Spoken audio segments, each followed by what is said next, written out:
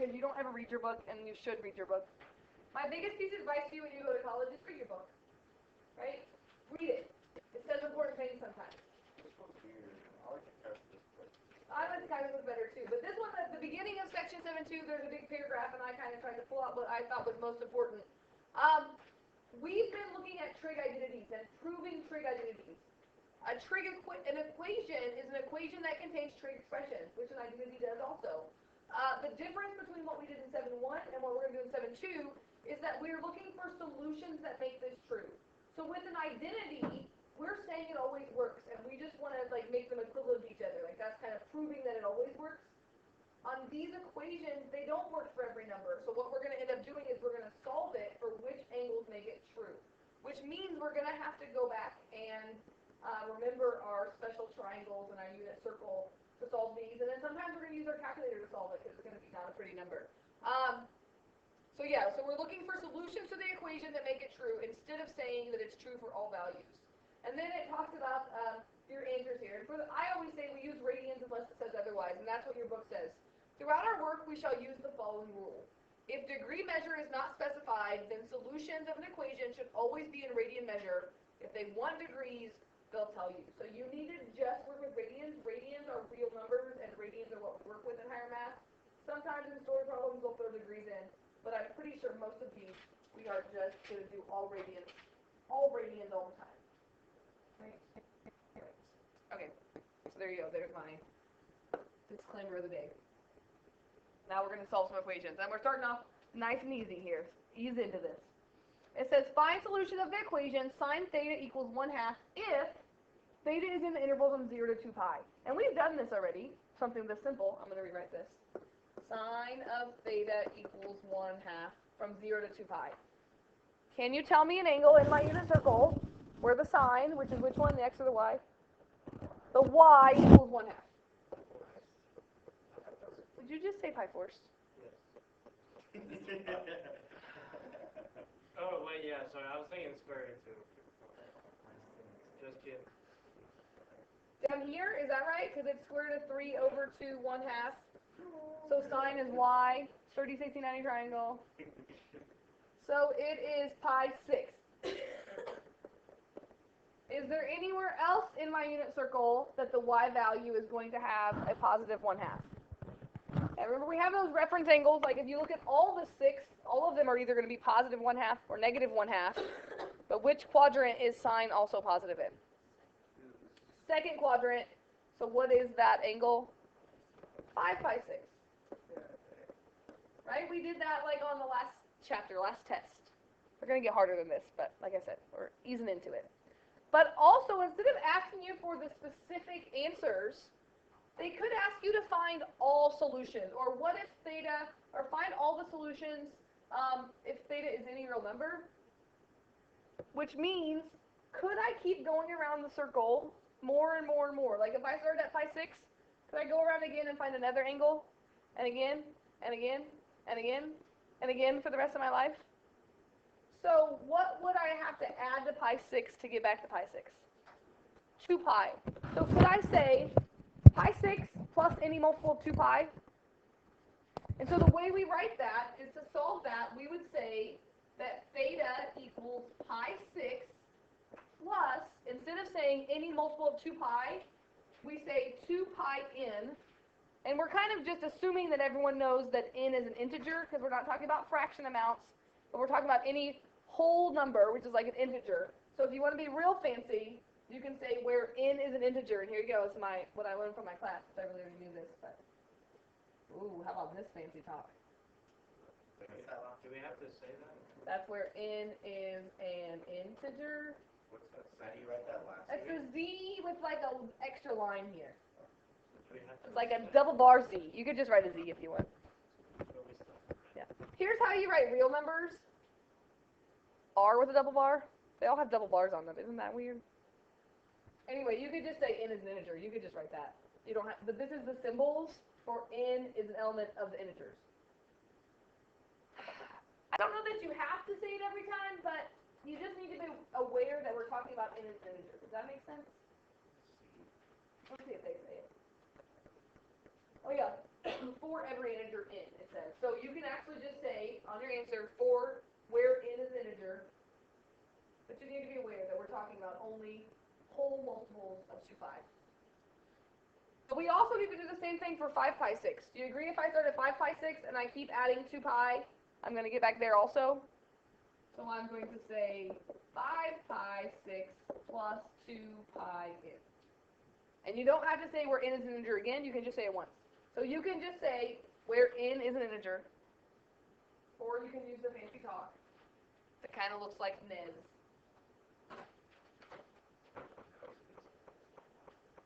Right, if you just want to say z and not the little double bar on it, I struggle with the double bar. Thanks, right. Let me just make my R's. So, this is like over an interval, this is all solutions. And you're going to see the directions change depending on the problem. We're going to practice a little bit of both for these. Now, they're obviously not going to all be that easy because we did this last chapter. They're going to have stuff where you have to maybe factor, you have to maybe combine like terms, you have to do some of the identity stuff to get it to work out. But the idea is you want to get to a point where you have a trig function equals a number and you can solve it. Ooh, we're jumping right here. This was like example 2 in the book, which I find this to be one of the harder examples, but, you know, because it's something weird, right? Where does cosine of 2x equal 0? Those of you that took pre-cal last year, you might remember that there was an identity for what cosine of 2x equals. I'm betting you don't remember it. I don't remember it. That's right. Which is why the great news is you don't need to know it to solve this. So, no, but you're on the right track. So if you see something besides x there, or theta, or whatever the letter is, if you see another number there, just kind of forget about it for a minute. Maybe do like some good old u substitution. So let me have to the side here. What if I said u equals 2x? Could I rewrite this as cosine u equals 0?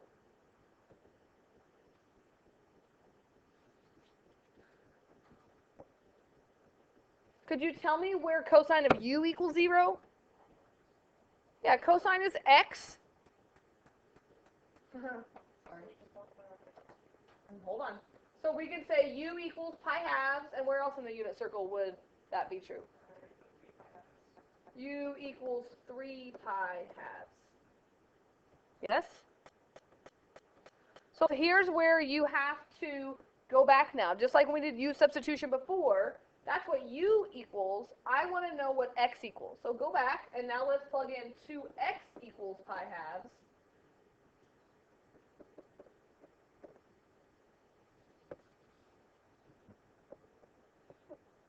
And what would I do to solve that for x?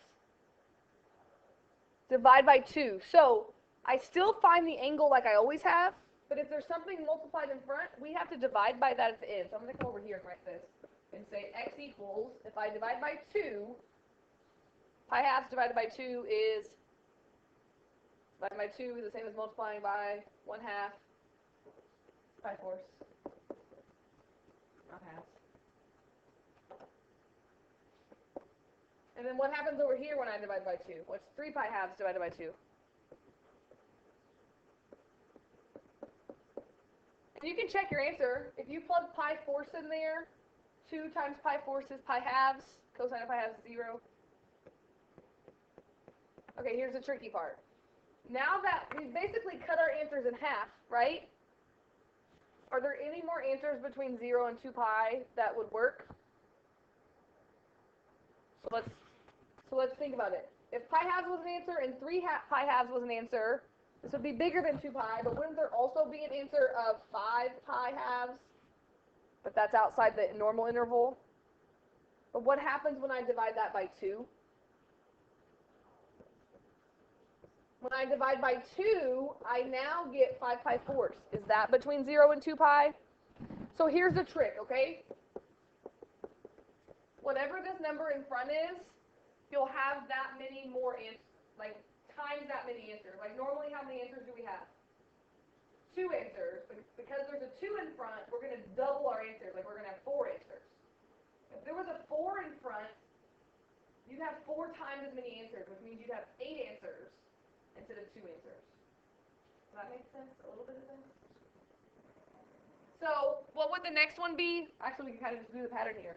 Pi force, 3 pi force, 5 pi force, 7 pi force, because it would be 7 pi halves divided by 2.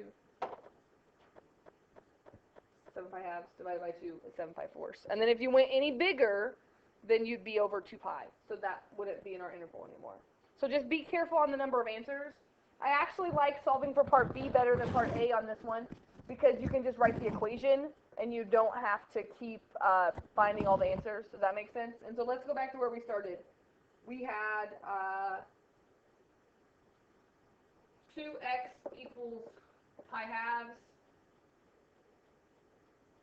and 2x equals 3 pi halves. If we're talking about all solutions, could I just do the plus 2 pi into each one of those? Wait a second. All right, sorry, what do you want to do? Not the 5 pi halves and 7 pi halves. How did we get this? Because isn't cosine equal 0 there? I'll round the circle once and back up to pi halves. Right? Like we just went bigger than 2 pi. Why did I have to go bigger than 2 pi? Because I was dividing my answers in half. So even though it says stop at 2 pi, we're still going to be Because when we actually solved it, isn't this less than 2 pi? You see what I'm saying? That's what's different about it, is when you're dividing by something at the end, you have to go bigger than 2 pi if you've been dividing it in half. Does that make sense? So all of our final answers are still between 0 and 2 pi, even though over here it seemed like we went past 2 pi. Okay, so, I don't know. Let's do this 2 ways here. One way, could we say we are just doing all the pi force? So could we just add, for all solutions, just add 2 pi into all of those? We could do less than that, though, all right? So I'm not going to mark it wrong if you gave me an answer of pi force plus 2 pi n plus 3 pi force plus 2 pi n plus 5 pi force plus 2 pi n plus, and then 7 pi force plus 2 pi n, because that would work, right? That's all of these angles here. But I think we could only write 2 of them. What if pi force, right? What are we finding here? Cosine? Cosine is positive both here and here at 7 pi force.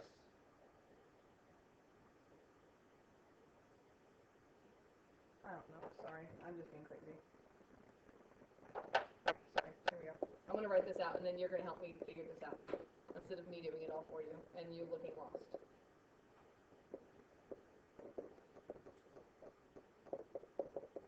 Do you see at all that this is redundant for me to write all this out? Or you have no clue what I'm talking about? No clue?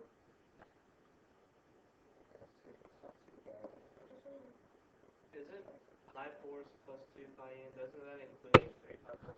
Pi force is like, Well, it doesn't, because if I only do pi force plus 2 pi n, I'm only going to stop here every time. But, Nick.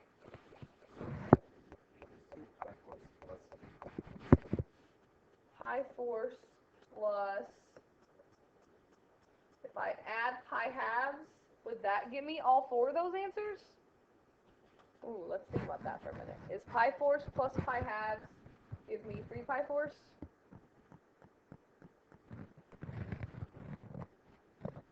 Yes? See that or not see that?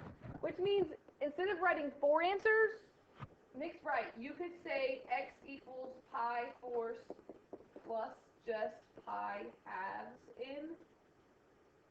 I was going to write 2, Nick, so you shortened it up more than I was going to do. I was going to say, what if I did pi force plus pi in, so I would get 2 every time? And then 3 pi force plus pi in, so I'd only write 2 instead of 4. But you're totally right. You could write just 1 answer and get all 4 of those. I'm not going to mark that wrong if you wrote all 4. I just want you to think about that you could put those together if they're evenly spaced. And again, at some point on each problem that you write this, or maybe just at the top of your paper, you can say n is an integer, right? Where n is an integer.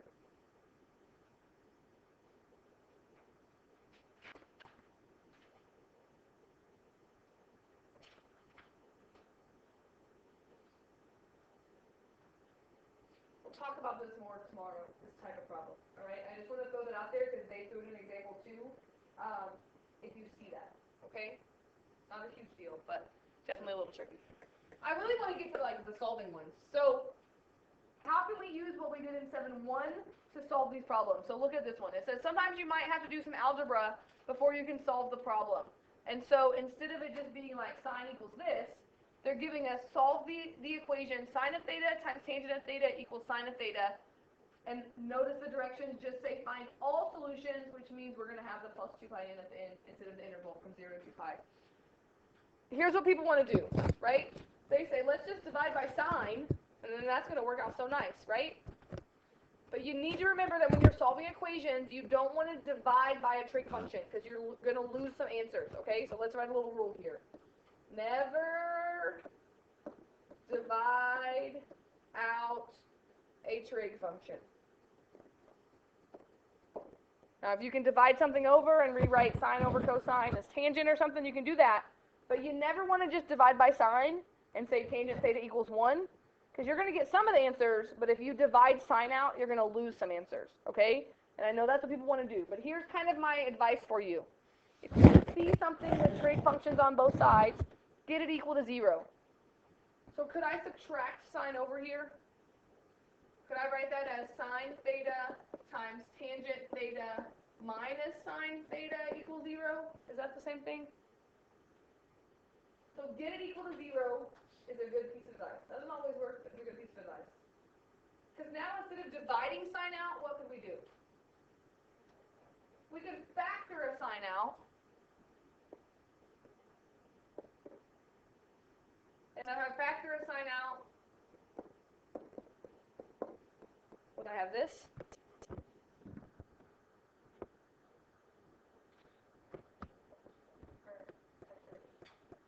Not the identity because it's not squared, right? But if you can separate with products, remember we have that lovely zero product property that says if two things multiply to give you 0, doesn't that mean that one of them has to equal 0? So if you can factor this, you can now separate it. You can say, well, that means either sine equals 0 or tangent theta minus 1 equals 0. And for the most part, you want to have one trig function by itself when you separate those, because otherwise it's really hard to solve most of the time. So, could I figure out where sine equals 0? Yes. Where does sine equal 0? 0, pi, 2 pi, 3 pi, 4 pi. So again, we could say 0 plus 2 pi n, pi plus 2 pi n. But do you agree everywhere on the x-axis? So if we just look at all multiples of pi, like I think I could say this. Pi n. Does that include 0? If n is 0, yeah. N is an integer. We're going to get really good at that. This is why people like this notation, so you don't have to write out n is an integer. What about this one? What do I do to solve this? Add 1, and I would get tangent theta equals 1. Can we think about what angle or angles give me a tangent of 1? Pi fourths and 5 pi fourths. Yes, quadrant 1 and quadrant 3. And again, we have options here. Could we just do a plus 2 pi n on both of these?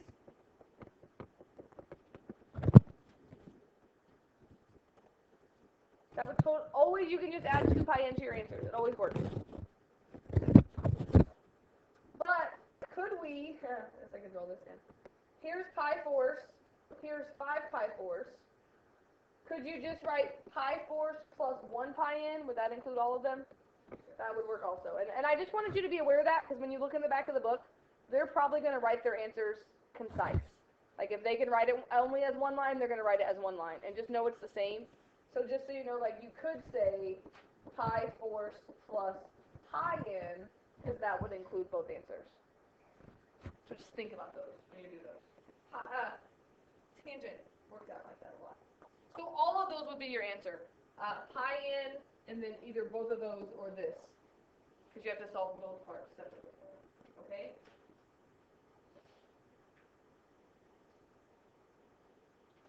Is that another one on here? Yeah.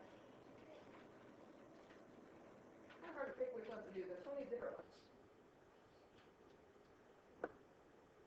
But I thought we could look at something like this. This looks exciting, right? Zero product property only works if you can write it as a product, which means you cannot separate addition subtraction equals 0. So if I see addition subtraction, I think about factoring. Can I factor anything out of that right now? No. Can I, yeah, it's not going to work right now, which means this is where the identity part comes in. We have sines and cosine in that problem, and there's no way to separate them right now, which means we need to think about, is there a way that we could rewrite this so that we could get it in terms of all sine or all cosine? Well, cosine, I can't change the sign, but what about sine squared? Could we substitute something in for sine squared that has cosine in it? Remember that sine squared plus cosine squared equals 1? So if I wanted to replace that sine squared, I could say that that would be 1 minus cosine squared. You follow me on that? And so that's where we're not proving things, but those same ideas have to come in your head when you see something and you don't know how to get rid of it. Now notice there's a 2 in front here, so I'm going to substitute this in and show my work.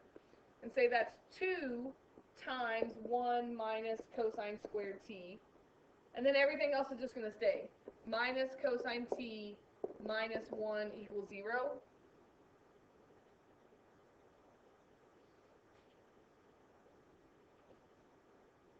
Distribute. So I get 2 minus 2 cosine squared t minus cosine t minus 1 equals 0. And I can put that 2 minus 1 together, which means I think I have 2 cosine squared t minus cosine t plus 1 equals 0. And I'll let you catch up and you tell me if you disagree or agree with what I have there.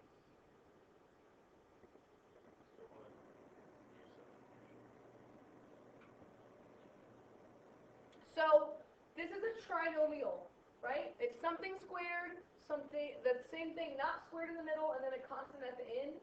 So you can factor this, or hopefully you can factor this. I divided through by a negative because I don't like factoring when that first number is negative. You don't have to, but I do better that way. So I changed mine to this just because it's an equation. I'm allowed to do that if I want to. Right? Are you okay with that? You don't have to do that, but I like that. So Jake says U substitution. If you like U substitution, by all means you can do U substitution. If you see that U is just going to be cosine, so instead of x and x in your two parentheses, you're going to do cosine and cosine, you can do that also. But your U would be cosine t if you want to change that. Like you can change that to 2u squared plus u minus 1. I don't know if you like U or not, so I feel like it's some people like it and some people don't.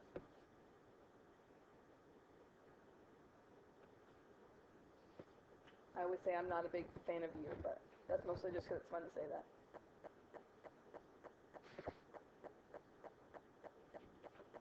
Oh man, this is the worst type of factoring, right?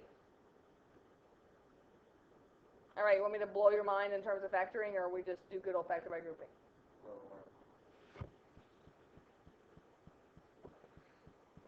If there wasn't a 2 in front of here, you just fill the blanks in, right?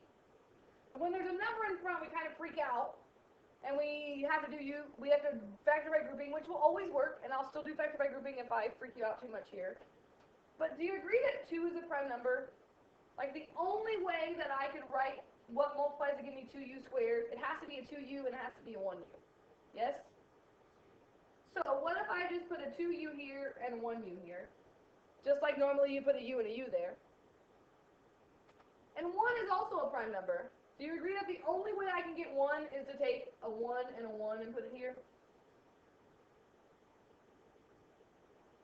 But here's the hard part of when you don't factor by grouping like this. You got to figure out what are the signs in the middle that when you FOIL that out would give you a positive u. So you have to think. You're going to take this times this, and add it to this times this, right? So which parenthesis needs the plus sign and which parenthesis needs the minus sign? Do you have any clue what I'm saying right now? This is the first one. No. This one needs plus sign. This one needs minus sign. So it's okay just to do like regular math. It is. It's just a really long problem. This is how I learned to factor everything, right? There was no factor by grouping when I was in high school. No one taught me factor by grouping until I was in college, and then I learned factor by grouping to teach you. Like I factored everything by just guess and check, and you figure the signs out. So when it's prime numbers, I always try to teach higher level math people this because I feel like you should know that you could just guess and check here. Because 2 minus 1, right? If you do factor by grouping, it's going to work also. Like you're going to say 2u squared plus 2u minus 1 equals 0. So I said it. So you have the cosines. It's not like a 8-step problem. I just like to show you that you could skip a couple steps if you want it. Blow your mind in there. It works with everything. It's really cool. Look at that sometime. Like every problem I've ever done. But anyway. Do you want me to solve out the factor by grouping? Are you okay? Think you get this as factor by grouping? Yes. Yeah. It's like 2u squared plus u minus 1, and then when we do it, it's like 2u minus 1 plus 1. Well, the signs always switch like that. No, it just worked out on that one. Yeah. It just, yeah. Did you get that when you did factor by grouping? Yeah. I just like to show you. I used to show this in pre-cal and people freaked out so much I stopped showing it. But I think you should be aware that you can factor like that. Like it's just working it out in your head instead of doing factor by grouping is great because it gives you step by step. This one you have to think like what would my signs be? How could I get that? It's much harder if there was like an 18 here because you have to think is it 1 and 18? Is it 2 and 9? Is it 6 and 3? Right? Like that's how I factored everything when I was in high school. So should appreciate some factor by grouping. The great thing is we're still not done with this problem, right? We need to plug in our cosine here, or I don't know. I guess we could solve for u and then plug cosine in. 2u minus 1 equals 0. U plus 1 equals 0. So u equals 1/2. U equals -1. Cosine of t equals 1/2. Cosine of t equals -1. It's like the longest problem of my life. I forget now. Are we solving between 0 and 2 pi, or are we given all solutions?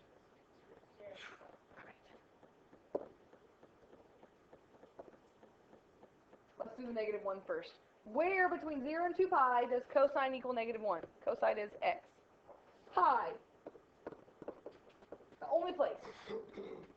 This one you got to think a little bit more. Cosine equals 1/2 pi thirds. Is that right? But there's another one, right?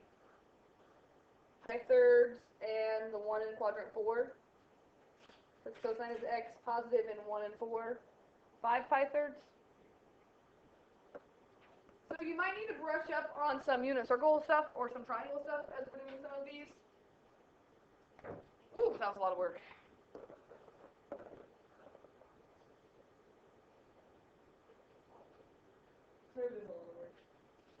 All right. I gave you 7 homework problems. The first up through 35, those directions say find all solutions. Some are easy, some are a little more difficult. And then 46 and 55 say over 0 to 2 pi. And then tomorrow we're going to look at some more types of problems to solve these. And maybe look at some solving using our calculator as well, ones that don't work out nicely between 0 and 2 pi. Exciting stuff, right? The good news is we don't do the story problems in this section. All right. And you actually have some time to work. So start these.